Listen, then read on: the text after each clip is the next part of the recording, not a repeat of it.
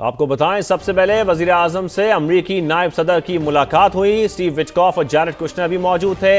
इसहाक डार और मोहसिन नकवी भी मुलाकात में मौजूद रहे। वजीर आजम ने तामीरी अंदाज में बातचीत के अज़म को सराहा। वजीर आजम ने कहा कि मुज़ाकरात पायदार अमन की जानिब अहम संगे मील साबित होंगे। पाकिस्तान अमन के उसूल के लिए सहूलतकारी जारी रखने का ख्वाह है। तो अहम मुलाकात, बड़ी मुलाकात वजीर आजम पाकिस्तान शहबाज शरीफ से अमरीकी नायब सदर जेडी वेंस की यहाँ मुलाकात हुई। इसके मनाजिर भी आपको दिखा रहे हैं। नायब वजीर आजम इसहाक डार भी यहाँ पर मौजूद हैं। स्टीव विटकॉफ और जैरेड कुशनर भी इस मुलाकात में मौजूद थे।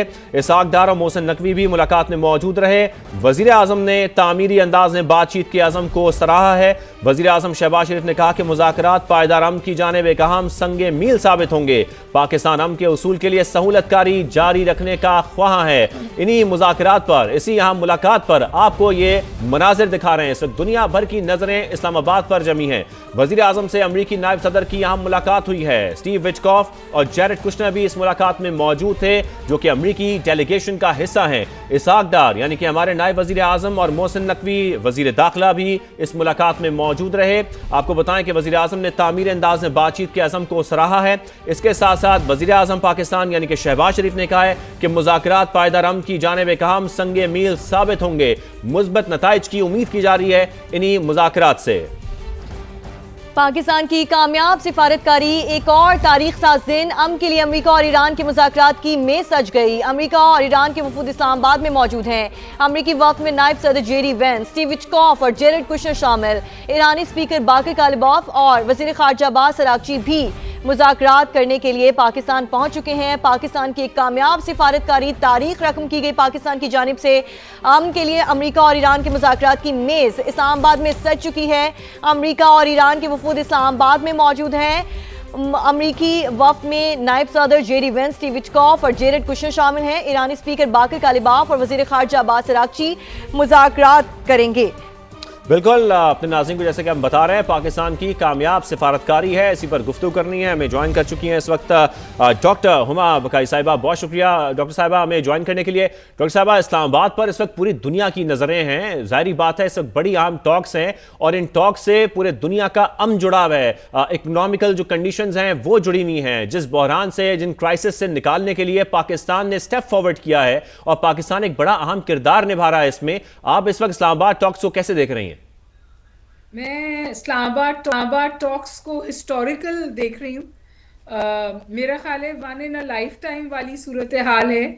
और जिस नहज से दुनिया को पाकिस्तान ने मदद की है वापस आने से, अब उसके बारे में तो बहुत बात हो गई, लेकिन मेरा ख्याल है कि जिस तेज़ी के साथ प्रोग्रेस हो रही है और जो पॉजिटिव वाइब्स जनरेट हो रही हैं इस्लामाबाद से, वो मेरा ख्याल है हमारे लिए बहुत ही खुशाइंद हैं, क्योंकि कोई भी नेगेटिव बात नहीं आ रही है। और ऐसा लग रहा है कि हो सकता है as early as this evening हमारे पास कोई मस्बत नतीजा इन कॉन्वर्सेशंस का आ जाए, इन टॉक्स का आ जाए। तो ये तो मेरा ख्याल है कि ये भी हिस्टोरिकल होगा कि इतने कॉम्प्लिकेटेड कॉन्फ्लिक्ट में, इतने कॉम्प्लेक्स कॉन्फ्लिक्ट में पहले उनको नेगोशिएटिंग टेबल पर लाना और फिर उन नेगोशिएशन से कोई मस्बत चीज निकल आना, जो फिर आइंदा अमन को मजीद कंसोलिडेट करेगा। तमाम ये जो चीजें हैं हम समझिए हम तारीख को बनते हुए देख रहे हैं और इसमें पाकिस्तान का मस्बत किरदार कभी, मेरे ख्याल इस कॉन्फ्लिक्ट के बारे में लिखा नहीं जा सकता आइंदा अगर पाकिस्तान का जो किरदार है उसका हवाला ना दिया जाए। उसके साथ साथ मैं बार बार ये बात कह रही हूँ कि मेरा नहीं ख्याल कि ये वन ऑफ है।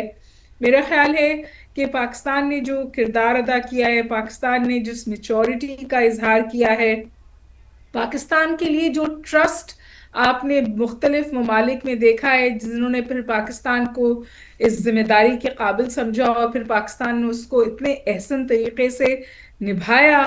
All of this tells us कि पाकिस्तान का ये वन ऑफ नहीं है।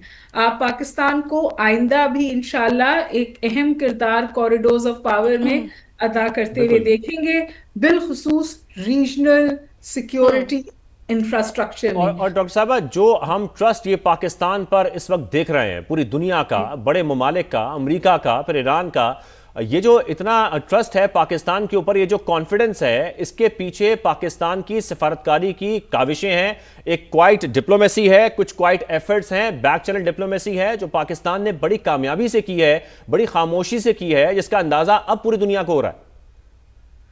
देखिए, ये हम बहुत दफा बहुत लोग ये कह रहे हैं कि पाकिस्तान ने पहली दफा किया है। पाकिस्तान ने ये तीसरी दफा किया है। पाकिस्तान ने 71 में बहुत उम्दा किरदार अदा किया था in bridge building between China and the United States of America. जब निक्सन प्रेसिडेंट थे, वो पाकिस्तान के one of the most friendly presidents to Pakistan उनको गर्दाना चाहता था, और उस वक्त भी पाकिस्तान ने जो काम किया था वो हिस्टोरिकल था। कोल्ड वॉर के बिल्कुल अरूज पे पाकिस्तान ने ये किरदार अदा किया था, और आज भी उसकी बात होती है। उसके बाद जब जिनीवा में टॉक्स थी यूएस की विड्रॉल की अफगानिस्तान से दिहाइयों के बाद, उसमें भी पाकिस्तान का इंतहाई अहम किरदार था of bringing the Taliban to the negotiating table, और फिर उसमें एक एग्जिट का फॉर्मूला वर्कआउट करना। हालांकि उस वक्त पाकिस्तान पोजीशन ऑफ वीकनेस में भी था। तो ये थर्ड टाइम है, लेकिन इस वक्त जो पाकिस्तान का किरदार है उसमें समझिए कि एक ग्लोबल डायमेंशन है। पूरी दुनिया का लिटरली आप सोचिए सांस रुकी भी थी, और हम सब सोच रहे थे कि कितनी खतरनाक सुबह होगी। तो उस नहज से पाकिस्तान को दुनिया को वापस लाना, और फिर तवातुर के साथ ऐसा डिप्लोमेटिक फुटवर्क करना कि ट्रस्ट भी कायम रहे, स्टेट्स भी राजी रहें, और फिर इस नेगोशिएशंस का हिस्सा बन जाए। तो मेरे ख्याल है ये बहुत बहुत बड़ा काम है, और इसीलिए मैं गुजारिश कर रही हूँ कि मुझे लगता है कि पाकिस्तान से ऐसा काम मजीद लिया जाएगा। पाकिस्तान का सिर्फ सिफारती कद ऊंचा नहीं हुआ है, पाकिस्तान की जो सियासी तदब्बुर है उसके भी अब सब लोग जो है हमें कायल नजर आते हैं। पाकिस्तान ने जिस तरह की चॉइसेस की to stay on the right side of things, to stay on the right side of history, ये भी मेरा ख्याल एक क्रिटिकल था, अहम था। और अस्करी क़यादत भी और सियासी क़यादत भी बिल्कुल मुबारकबाद की मुस्तहक है।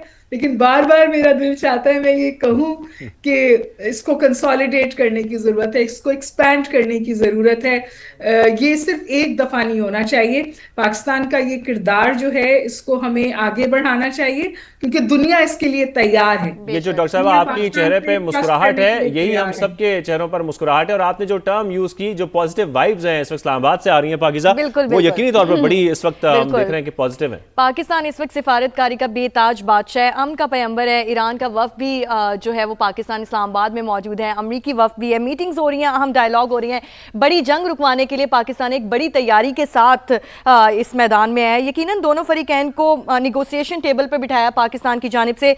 हुमा बकाई साहिबा, ये कहिएगा कि कौन से ऐसे पॉइंट्स हैं, अहम पॉइंट्स हैं जिन पर ब्रेक डाउन हो सकता है?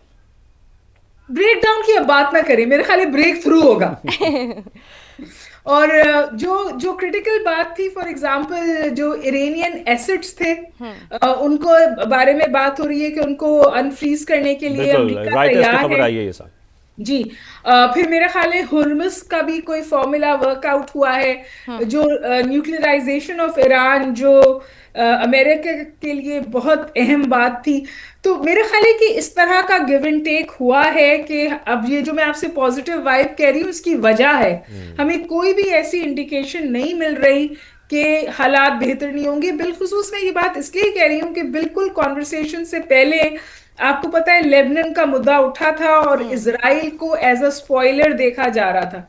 मैं समझती हूँ कि कम से कम इस वक्त इजराइल पे अमेरिका ने प्रिवेल किया है। लेबनान पे में कल एक पहली ऐसी रात गुजरी है जो बमबारी नहीं हुई है, और लेबनान के कॉन्टैक्ट्स हुए हैं अब इजराइल से, और अमेरिका में वो कॉन्वर्सेशंस हो रही हैं। तो जो इकोसिस्टम आप समझिए बन रहा है ना,